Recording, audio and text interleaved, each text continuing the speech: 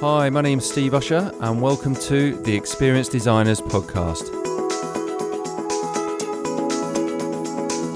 Why, hello everybody. A warm welcome to a brand new episode of the Experienced Designers podcast. One of the perks of kind of recording podcasts is obviously, yes, I get to meet really amazing people.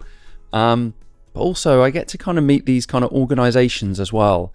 And whenever I kind of particularly meet ones with a kind of rich heritage or legacy brand, I often think what it would be like if we were able to kind of travel back in time to meet the inventors and offer them a glimpse into what their creation will become.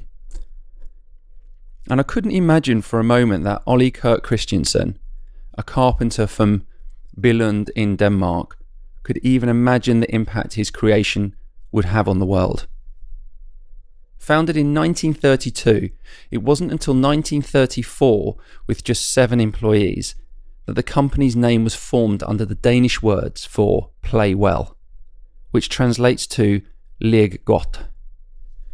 For many of you, now famously known as Lego. And it wasn't until 1958 that the current stud and tube system was patented, paving the way for the journey I'm sure no one expected. Sadly, this also coincided with Ole Christiansen passing. In the 1960s, Legoland first opened its gates in Denmark, attracting 625,000 visitors in its first season. In the 70s, the much-loved minifigures appeared, and today more than 4 billion plus minifigures have been produced, making it the world's biggest population group. And yes, in case you're wondering, they do all come alive at night while we're sleeping. By the 1980s, Lego was selling in 115 markets. The Legoland Space Monorail and pirate ships were released. The first Lego World Cup Building Championship was also launched. In the 90s, Lego continued expanding into new territories, opening Legoland Windsor in the UK, and the Lego brick were being named as one of the products of the century. And then into the 2000s. Of course, the famous Millennium Falcon was released after a license agreement with Star Wars. Other partnerships followed, including Warner Brothers, creating opportunity for Harry Potter sets, Ferrari for race cars, Lucasfilm paving the way for Indiana Jones, one of my favourites. And I think this is the period when the business really accelerated, seeing growth from almost 5,000 employees in 2006 to a mammoth 18,000 by 2016. Today, Lego now has approximately 140 stores globally, 17,000 people in 15 countries, and once again topped the annual Super Brands Index in 2019. So as a genuine fan of Lego, I was curious to learn more about what it's like to actually work there. So I was thrilled when Eunice Clements-Tweedie, Global Head of Talent Acquisition, accepted my invitation to join me on the show. And I had the absolute pleasure of meeting Eunice at London HQ to learn more about her own experience of joining and working at Lego, what makes the culture so unique, and how, as a global talent acquisition team, they deliver best-in-class experience, whilst protecting one of, if not, the most loved brands in the world. And finally, before you ask, yes, the office is everything you'd expect and more. A campfire made out of Lego where you can sit for a mindfulness session or eat lunch was one of the many standout things I got to see. And yes, there was also a Millennium Falcon. I hope you enjoy the show, and as always, thank you so much for listening. So Eunice, welcome to the Experienced Designers. Hello. Fantastic to be here. Thank you. Well, look, thank you for having me at the wonderful. Is it European HQ here, or is it London HQ? London HQ. It's the London HQ office. London HQ. I just had to share this with you actually. When I walked in, what was really fascinating here, and for those listeners, it's there's a lot of Lego everywhere. It's interesting. The inner child started coming out already when you're sitting in there, because I saw the Millennium Falcon. And I was just like, wow, okay. There's my inner child just wanted to kind of pick it up and start playing with it. Did you play with any Lego in reception? I didn't actually. Okay. No, I thought I'd just sit there and just be polite. Okay. Yeah. So on the way out, maybe. Absolutely. Well, I was actually going to say, there's some Lego here on the there table. Is, maybe yeah. we should start piecing stuff together while Brilliant. we're together. So anyway, I digressed already. We haven't even started. So just for the audience, tell us a little bit about yourself, your background, and your role here at Lego. Yeah. So my name's Eunice. I look after talent acquisition globally, which means I'm the guardian of all things talent attraction, talent acquisition, and brand management. And I think I've probably got one of the best jobs in HR at the Lego Group. So I've been at Lego about 9 months, and before that I was a career nomad for about 16 years, working for some incredible brands like BP and Virgin and Vodafone. But I've always wanted to work for Lego, so I hung up my boots and I found a really amazing home with the Lego family. Fantastic. So what was just out of interest, what was it that from an external point of view, think back 11 months or 15 months when that decision was being made, what were some of the things that attracted you? What kind of spiked the interest? I've worked for so many different industries, so many different amazing brands doing very, very different things in the talent ecosystem, that I knew I wanted to work for a very purposeful company. I'm a very creative, fun-driven individual, and I have some really strong values, of which we're very similar to Lego from the outside in. And I've always been a huge fan of Lego. From a child through to now, I build the technical sets with my children. And who doesn't love an amazing Lego product to build? So it's one of those aspiring brands. I think everyone has one in their life they want to work for, and Lego was it. And I was stalking them for years to see if an amazing opportunity came up, and it didn't. And I was almost running out of hope. And then Christmas Eve, a year ago, I stopped wrapping presents. It was almost Christmas Eve.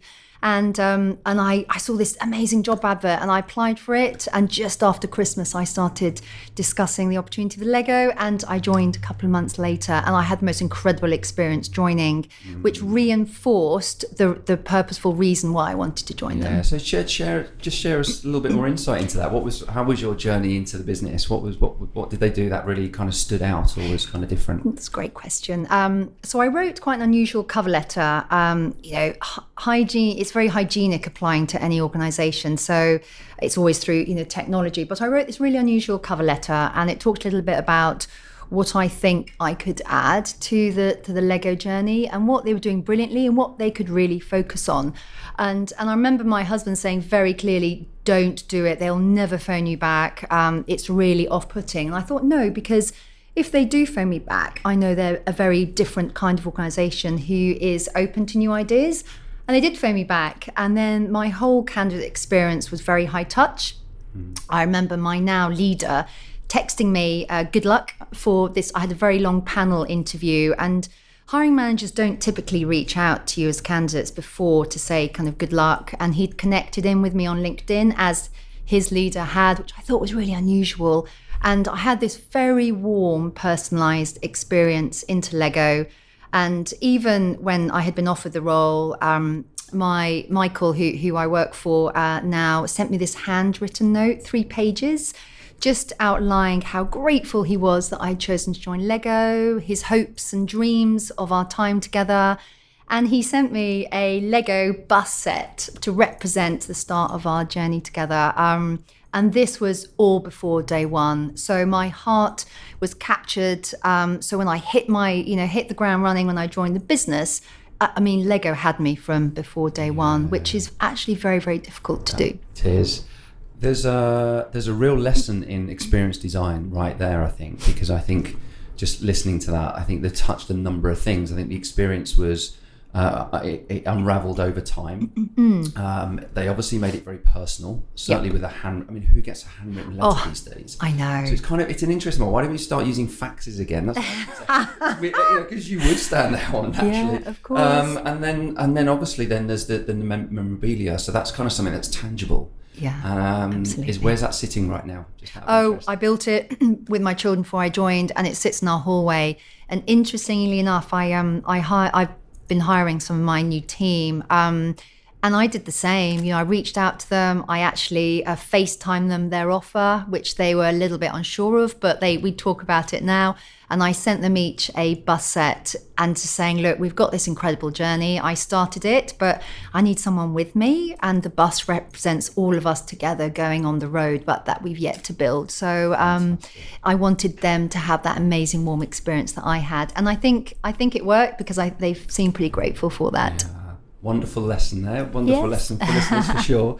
So before we delve into talent acquisition and your world and obviously the topic which we're going to cover today, I would just love to delve into the Lego business because I think it's if you look at the history of the business, founded in the 50s, obviously the first Lego brick as we know now probably was I think 60s if memory serves me right.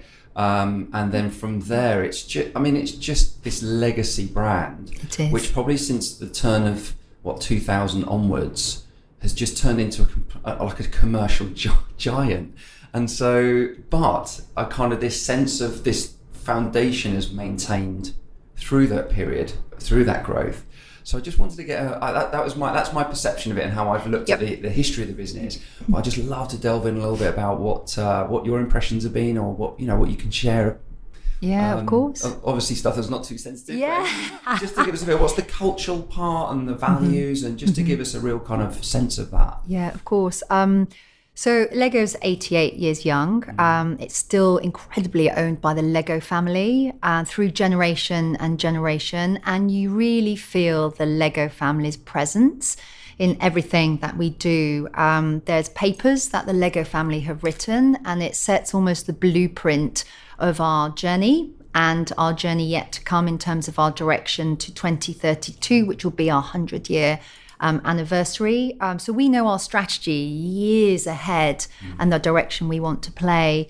And they're very clear around the purpose us as a business is all about using children as our role models and ensuring they have the best possible play experience through the products that we make for them.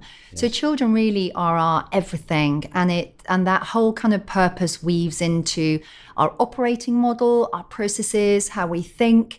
And it infuses our culture to be very community-led. And it feels like a very small family, although I'm one of 17,000 people across the world, wow. Which is even more remarkable, the fact that we're not listed and we are still run by the Lego family. And you really feel it. And I really underestimated the culture when joining. Having worked for so many businesses, I just thought, I've got this. And I hadn't at all. And I think what is really unusual is Lego, to be really successful at Lego, you have to do things in partnership with your colleagues.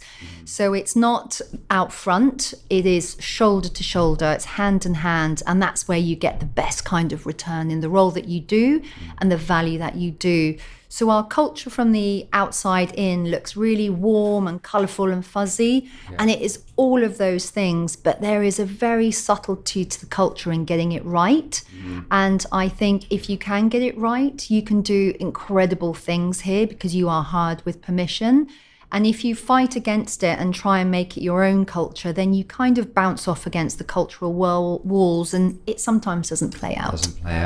So have you got an example of your first experience of that kind of shoulder-to-shoulder project, or something that when you first came in the early few months of you being in the business? Of course.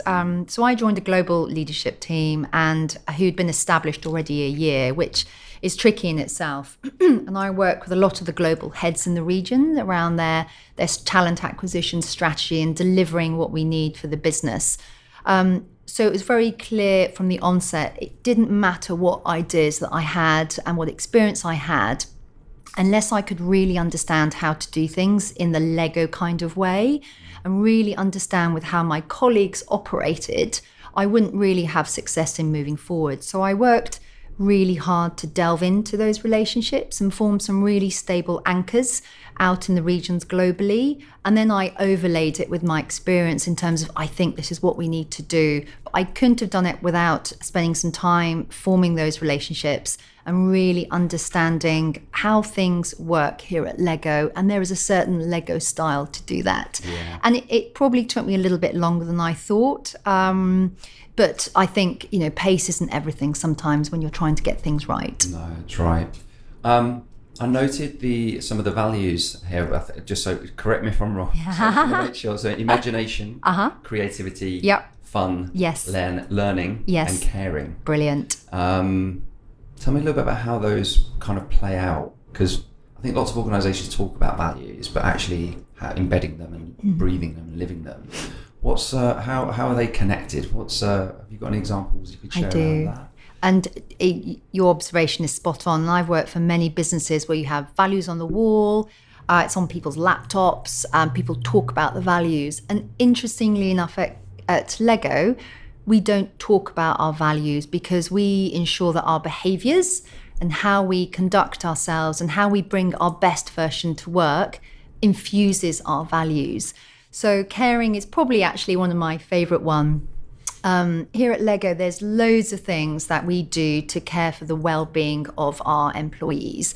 There's loads of like wellness programs. We do mindfulness courses, etc. We ensure that if you work in an office, it's you can have access to kind of fresh fruit or kind of snacks. You can do yoga at lunchtime or in the mornings. There's lots of activities that you can do to kind of keep your mind, body, and soul cared for.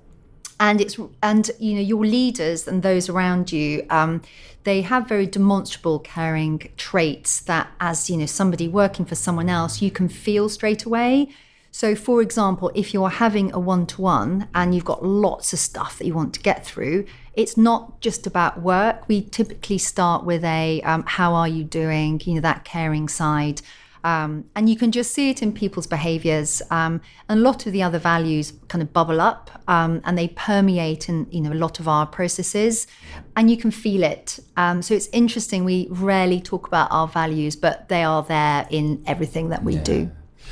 How does the business support? So I'm just thinking, if I came into Lego, there's going to be, because I'm Steve, and I would perhaps look at those values or see how they're playing out. There'll be some that perhaps are very much more connected to me. Yes. But others perhaps that you have to adapt sometimes yourself. Yes. Change starts within ourselves. Of course. How does the business support that? Because it's not everybody just slots in like a Lego brick perfectly on top. Yeah. So how does that evolve? And when you've got 17,000 people, how do they ensure that that's kind of maintained and doesn't off-piece too much? Yeah, in of terms course. Of the values? We actually have a new program called the Leadership Playground. And it's something that we launched early spring last year. So it's fairly new still. And it's a program about everyone can be leaders, not just if you have a team and you've got management responsibility. Yeah. And through the program, our values are hardwired into it in terms of kind of behaviors. And it's all about creativity. It's about fun. It's about imagination. It's about doing things differently to support the culture that we're in. Yes. And we hire people who culturally augment who we have, not culturally fit, because I think once you start down the fit route, you start hiring clones, and we want to add to what we have and the color, etc. So we have these big global programs where you can be who you want to be in a frame, and you adapt your learning through that. And we have, whether it's LinkedIn Learning, for example, or more immersive programs to do that. So whatever's right for you, wherever you are, we probably have something that's going to fit. Yeah, absolutely. Absolutely. So let's delve a little bit into the talent acquisition function, your world. Oh, love it. My favourite topic. So I thought what was interesting on reflection before meeting today, I was kind of, in fact, you mentioned, I think, the word guardian, I think, or custodian. Yeah. And for me, I was kind of like, wow, okay. So if I was Eunice in the talent acquisition team, you are representing, you're a guardian, you're a custodian of the second most loved brand globally. I know. And it presents a whole different level of challenges to so many organisations who are still trying to establish their brand or differentiate. Yeah. You know, the Lego brand is there, it's out there, it's it's everywhere, it's so recognised. And I just think that presents a whole different set of problems and challenges. It does. So what would you say are some of those kind of areas that, from a consideration, from a talent acquisition point of view, that you're faced with and you have to solve? That's a great question. First off, I've never felt as much responsibility in my career as I have working in this role for the Lego Group, but because of that love and trusted brand. And I think when you have a brand who you work for that is so recognised, the decisions you make have to be very thoughtful and deeply anchored in the right thing. And it's incredible. So before I joined here, the global talent acquisition team was really in its infancy, and they've done incredible things with very little. And I think we attract a huge amount of volume, but we only hire 0.5% of those who apply to the Lego Group. Yet we focus on 99.5% of our applications to ensure that they have a great experience, because at the end of the day, they could be our potential consumers. And as you know, the world of consumer and, being a candidate is a very fine line where they're very closely interlinked. So we ensure that our candidate experience, whether you are successful or not at the Lego Group, is positive and is standout. But it does mean, because of our brand, we attract so many. So we are very mindful of that, and we work very, very hard on that candidate experience. And we measure that, and I call it our happiness scores. And they are very, very high. But to try and maintain that year on year is really tough, because you are having to evolve what you do. And it's a hyper competitive marketplace. So it's continually having to stand out and being very cognizant that you are working for the second most loved brand in the world feels like a big responsibility. Yeah, absolutely. So, okay, let's delve in. Oh, I've got loads of. Okay, let's delve into this. So, okay. So, how do you then tackle the candidate experience? How have Lego gone about that in terms of setting a standard and looking at people, process, technology, and experience? If we look at it on those four levels, how have they approached that? What's some of the kind of the delivery and how they've achieved these kind of results? Yeah, of course. So we look at the teams who support the various parts of our process, and obviously technology underpins that. And we haven't yet gone down the AI route, but we are potentially looking at that without sacrificing the experience. So there are certain teams which have a lot of interaction with candidates. So for example, our shared service team, where they're doing all the interview coordination, the logistics, etc., they are very high touch in their communication with candidates. They are very accessible to candidates, and they respond pretty quickly. And they are there to support the candidate through that logistical journey of going through the various job stages. And I think the way we differentiate ourselves is by all of that experience, accessibility, and someone who you can actually pick up a phone to and talk to, which is actually quite rare these days. Yeah. And then if you look at our recruiters, they are our kind of marketeers of our recruitment world, and they're pretty good. I mean, they are standout in terms of what they do, how they do it, and they really epitomize our values and our brand from a candidate perspective. So if you add the two together, as a candidate, you have somebody to talk to, somebody who's accessible, and someone supporting you through that journey makes the whole experience feels actually probably a lot less stressful than in reality it actually is. Yeah. Tell me a bit, just to give me some context on the TA team. How is that structured? How many people do you have in the team? So our global team is reasonably big, and we are structured in 5 hubs. So we have a team out in America, and they cover the Americas region and Mexico, etc. And then we have a team in EMEA. There's a ton of countries in there. And then we're headquartered out in Denmark. So we have a big team in Northern Europe. Mm-hmm. And then we have a team in China and a team in Singapore, and they cover the APAC markets. So it's really tricky sometimes juggling those time zones, and we ask a lot for the team when we are on global calls. But we set up these standards and these frameworks where we give enough to the team so they know they have governance and guidance around how we do things and how they should behave, but enough regional bandwidth that they can adapt to the market they're in, because something that's going to work for Mexico certainly wouldn't work for China, for example. Yeah, absolutely. So how do you approach a strategy for a global talent acquisition team with obviously multiple demographics, a huge variety of skills? It's super complex. How do you approach that as kind of global head of TA? How do you think about it? How do you construct that? With a great deal of care. Great deal of care. So it's almost like being the architect of something very, very complex, a bit like one of our architect sets. So kind of our 16 plus sets, for example, would be one of those. So the Millennial Falcon is, what we're talking about in terms of scale. So you do it with care. You roll up global themes, but you make them work on a regional basis. And we are nothing but autonomous at the Lego Group. So, we have a lot of trust in what we do. So you create frames, but bandwidth to localize and to regionalize. And then you evolve it and you test it. And if it doesn't work, you tweak it and you change it. And you have to be very humble to know when things don't work. Yes. And then you have to be a real champion of when things do work. So there's a real subtle thread about having experience and providing that lens, but then adapting to the business that you're in. Yeah, absolutely. I think you've hit on something there as well, is around kind of that failing forward as well. That totally. Actually, it's it's good to. Well, I would expect it certainly in Lego, because obviously by the sheer nature of Lego, it's about testing and reiterating, etc. So it's all of that. So failing fast, but failing forward. Yeah. As fast as you can. Absolutely. So tell me a little. I just want to scoot back to the candidate experience, because it's something actually genuinely close to my heart. Brilliant. So. There's been over the years, it's great. A number of years ago, maybe 5 years ago, kind of Candex or candidate experience became really hot. It was really kind of one of those hot topics and themes, I guess. So, and absolutely, there are certain brands who need protecting from a consumer perspective.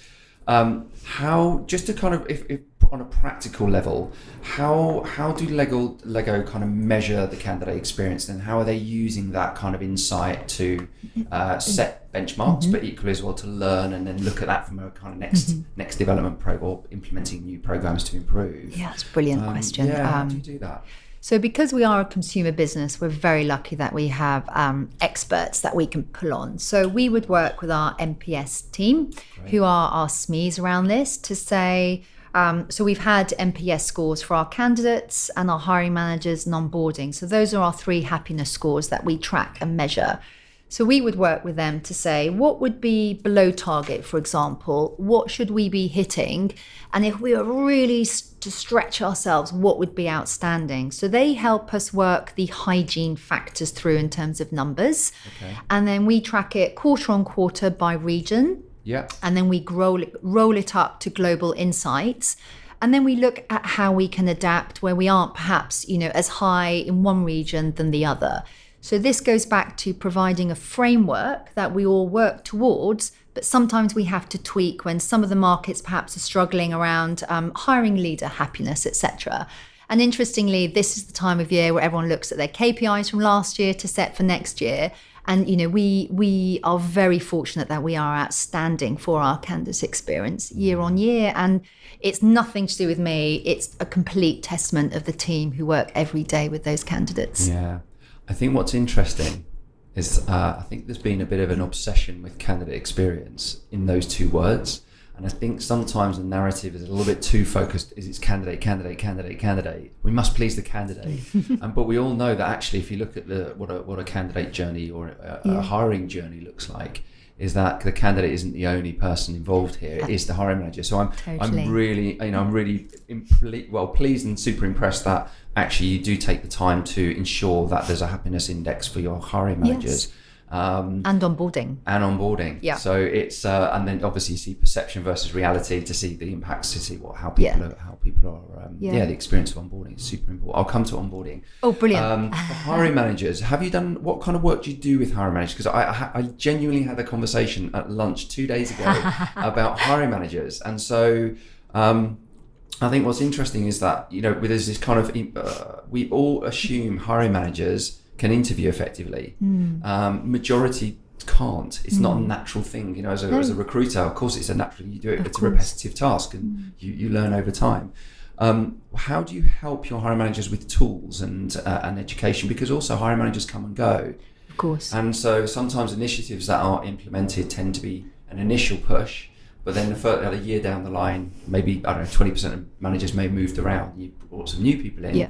So how do you maintain that as well in terms of ensuring that standard is maintained and supported? It's tricky to get right. Yeah, of course.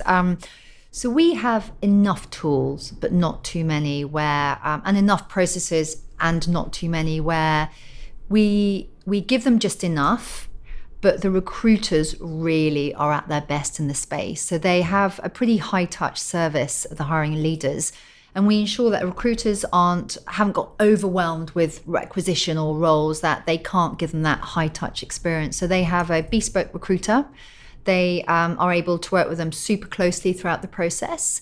The recruiter will do the interviews with them, so they have either that safety net if they're less experienced, or they can lead out but know that the recruiter has this in terms of the assessment. And it goes back to the Lego way around. We operate shoulder to shoulder with those hiring managers, so they are supported end to end, and we can dial up things for them or we can pull back, depends on how good or confident or underdeveloped they are in the hiring process, because that whole experience piece will ultimately get translated to that candidate.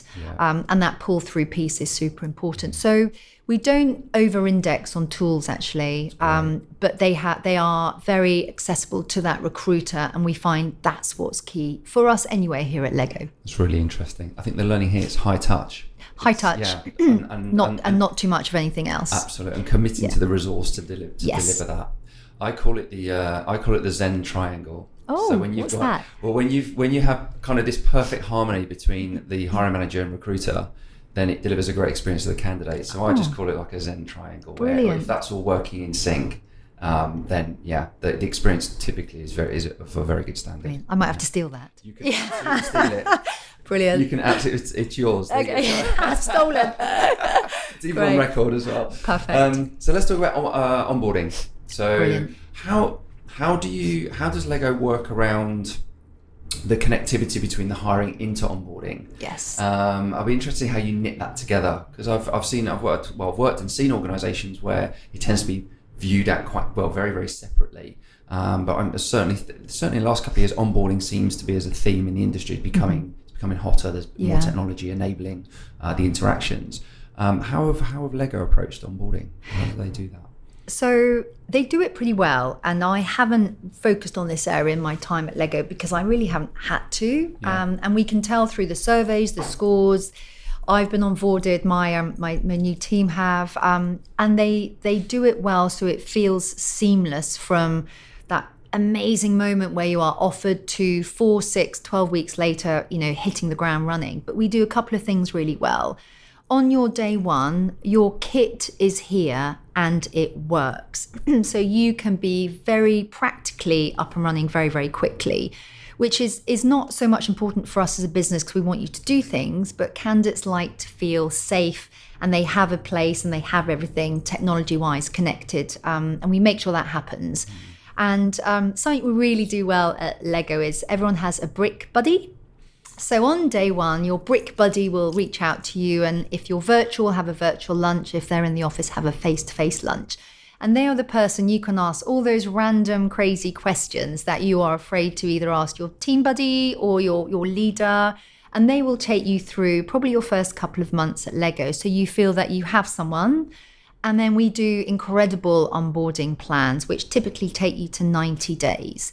So you arrive, all your kit is here and it works. You have somebody with a smiling face going, let's go for a coffee, let's go for a lunch. Do you know how your printer works? And then your leader will lay out your expectations of the role. Here are some diary invites. Here are the team you meet for the next 90 days.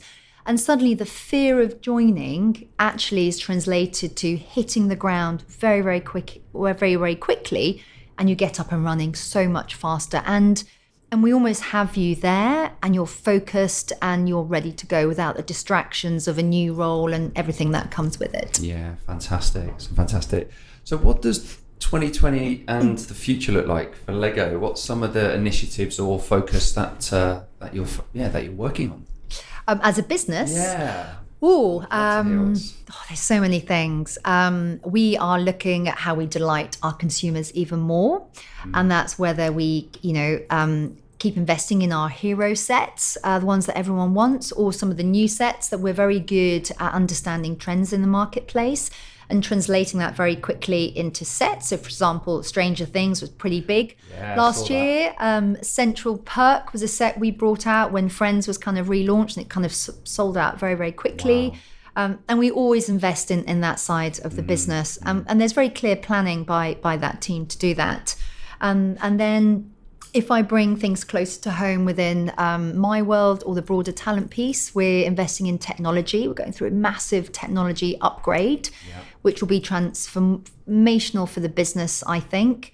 But how do we use technology without sacrificing the experience would be the lens that I add. And we have a ton of other kind of exciting plans, sustainability being a big one for us as a business. Yeah, I was going to bring that up. Were you? I thought I'd get it in there. Being obviously plastic is our product. And I mean, last year, some of these sets, which were plant sets, were actually sustainable anyway. So how do we accelerate our plans around that? Because we have a duty of care to the planet we're on, and we have a duty of care to the consumers that we delight. So absolutely. It's a big agenda for us. It's a big responsibility strategy that we're working on. Yeah, absolutely. So as part of technology upgrade, how is that impacting talent acquisition? It sounds to me like you have a really solid core high touch process or approach with candidates. Yeah. So I think that's a good start, because that means you're not kind of being led purely by technology to deliver a great experience. So what kind of things are you looking at to kind of develop that using, because technology is coming our way, of course, and more, certainly in the HR tech space. So are there any things that you're entertaining or considering just to kind of add on to your currently high level CAT? Yes. So across the HR ecosystem, we're doing a huge technology upgrade, and it will take us quite a few years to get the whole technology piece in. But recruitment and onboarding are going first, which is mega exciting, although slightly terrifying. And it's really upgrading what we have in terms of the technologies that supports our process, but also with a very specific lens around looking at AI and how we really pipeline for talent for the future through a CRM system, for example. Now, whenever I say AI at Lego, people start, getting a little bit nervous, because there is ultimate fear that it's either going to replace some of our activities or it will impact on our experience. And I'm not looking at AI to replace that. I'm looking at AI to augment what our recruiters do to help them do their jobs better. So actually it gives them time back to overinvest in our hiring leaders or our candidate community. That's where I'm looking at AI. Yeah. Not replacing our recruiters with chat box or anything like that, or robots. That is not the lens of AI that I think we need. And then the other side is we're actually very good at Lego at being very planful in terms of the number of people we need to hire, and really planning that far forward. Our workforce planning is pretty robust, which is astonishing, because it's difficult to get right. And I really want to push the boundaries further around being talent ready for people we don't even need to hire just yet. And that is creating those talent communities, those warm conversations in readiness for when we need to hire. And that is really difficult to get right. And we need some form of technology to support those talent pooling and those conversations, and an opportunity to engage in talent well ahead before we need it. Absolutely. Yeah, absolutely. Yeah. Just looking at perhaps some of the recruiters' role now, what aspects do you think AI could bring, or data, or automation could bring to some of their role that would free them up to do some of the more kind of more high touch or more kind of people focused aspect? Yeah. Have you kind of identified any areas, or have some thought around what areas exist or could exist? Yeah, there's a ton of stuff in this space. And I probably think a couple of areas. I think how we source candidates is getting harder and harder. There's low employment rates in many of the countries we operate in. So we have to work a lot harder around that passive engagement and those passive audiences. So I think there are AI tools out there which do actually a lot of sourcing for you. There's those spiders which crawl out and actually find talent and bring it back to you. So a lot of that hard work up front perhaps is slightly lessened. And the other area is we have so many incredible people applying to the Ledo group, that tens of thousands of application. And don't forget, we hire a tiny percentage. So how can we manage that population so the recruiters are actually seeing a reduced number of quality-driven applications without having to deal with the whole top funnel, but still giving the whole top funnel a good experience by return? And that's going to be a real trick. That's a challenge. We need to get right this year. Yes. An exciting one. It is.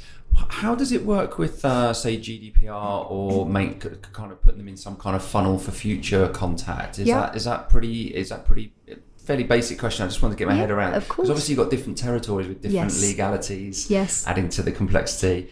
Because obviously in my mind I was like, wow, so that's like 99.5% are basically, they potentially are future talent pools. Yeah, of course. So do you have any initiatives with them now that you're looking to kind of develop further? What kind of stuff or initiatives? Yeah. It's interesting, Lego Group, we've adopted GDPR globally. Yeah. Not just obviously the territories where it matters. And I think as long as you're really clear with your candidates up front that we're going to hold your data for 6, 12, 18 months, whatever it is, candidates are usually pretty happy for you to do that, even if they're not successful, because they're quite open-minded by applying for another role or being contacted again. So I think it's about just being super clear with your candidates around managing their data and keeping it absolutely watertight with no risks or breaches to anything. And how are you managing, or what kind of stuff are you doing to maintain the relationship at the moment? What kind of approaches are you taking? We're not doing a huge amount, if I'm honest, because our current system is a little bit aged and it doesn't have the functionality we perhaps want. And I guess that's why we are looking at technology to enable us to do that a little bit better for the future. My word, you're going to have a few candidates. I know. I absolutely guarantee that. Brilliant. Absolutely. Okay, so just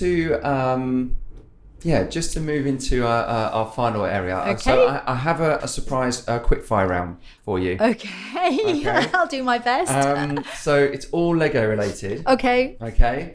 So here we go. I think there's 9. There's 9 questions. Here we go. Okay. So do you have a favourite Lego brick? Favourite Lego brick? Yes. The Ninjago little warriors. Okay. I had 2 in my bag when I came for my interview at Lego, and I carry them everywhere. And I think for me, they represent strength, courage, and the ability to fight adversity. And I used to play with Ninjago with my little boy, who's not little, he's 13 now. And it's just, we've got them everywhere in the house, and I love them. I think they're brilliant. Favourite Lego set? Oh, Lego City. Okay. Lego City. I think it's one of our hero sets. It's been around for ages. I used to play it as a child.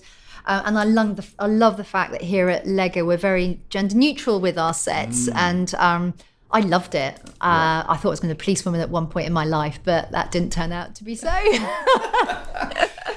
Favourite Lego theme? Favourite Lego theme? It's got to be Star Wars. Our Star Wars designers have been here a long time, and they are truly extraordinary talent. And who doesn't love the Star Wars? So Absolutely. You can be anything you want to be in Star Wars. Well, there's no shortage of Star Wars movies at the moment, so there's plenty more to go. Your first memory of Lego? Duplo. Oh, wow. Yeah, Duplo, throwing my bricks at my sister, who I built a tower, and she'd come across and knocked it over, and I threw a few bricks at her, I think. Love it. What is your favourite thing to build? So if we just had a bunch of Lego, what would I build? What would we build? What would you build? I would build something really colourful. Yeah. I would build something really simple, and I would have to have minifigures in there, and I'd want to build it with someone. Okay. Yeah. Awesome. Okay. Favourite Lego movie? Oh my gosh! Oh, I love Benny. I think number 1.